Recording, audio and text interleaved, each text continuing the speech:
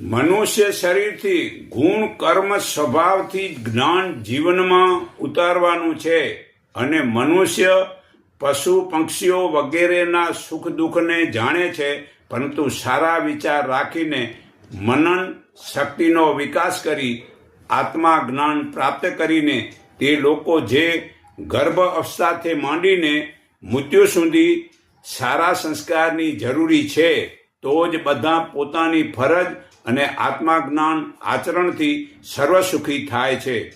બ્રાહ્મણ જ્ઞાની તપોનિષ્ઠ ખોટા સંગ્રહોને ન કરે તથા એક સંગઠી ના કરાવે અને ક્ષત્રિય લોક શૂરવીર થઈ અને દાતારી સમાજનું રક્ષણ કરે ને પરાક્રમ કરે ને વૈશ્ય ધર્મપૂર્વક વેપાર, ખેતી, પશુપાલન અને સમાજ મજબૂતની નીતિ રાખે ને શૂદ્ર ધર્મ સેવા, ભક્તિ અને પવિત્ર જીવન પ્રાપ્ત કરે.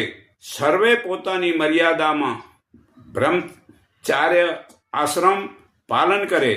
વાનપ્રશ્રમ પોતાની ફરજ સમજે અને સંન્યાસ આશ્રમ પોતાની ફરજ સમજે.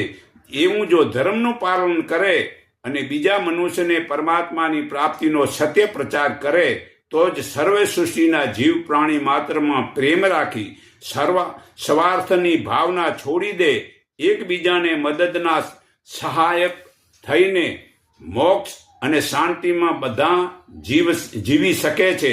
સ્ત્રી જાતિની પૂજ્યા યોગ્ય આદર આપવો જોઈએ, છતાં સ્ત્રીઓને આજે પુરુષો ગુલામ માને છે. તે ભૂલ છે. તે વર્તન છોડીને સમાન રાખવી જોઈએ. જે પુરુષ પોતાની સ્વતંત્ર વર્તન કરે છે તે બરાબર નથી.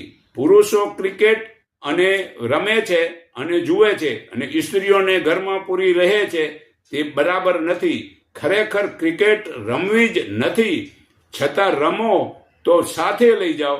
અગર તો હું કહું છું કે યોગાસન કરો, પોતાની ફરજના કર્મ કરો.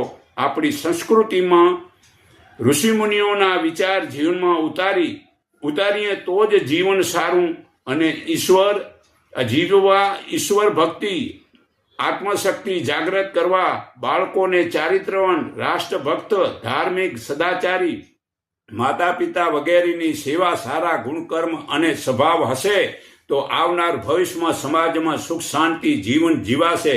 તો સંતાનોને બાળપણથી સંસ્કાર માતા પિતા આપી શકશે. આગળના સંતાનો સારા હતા કે જે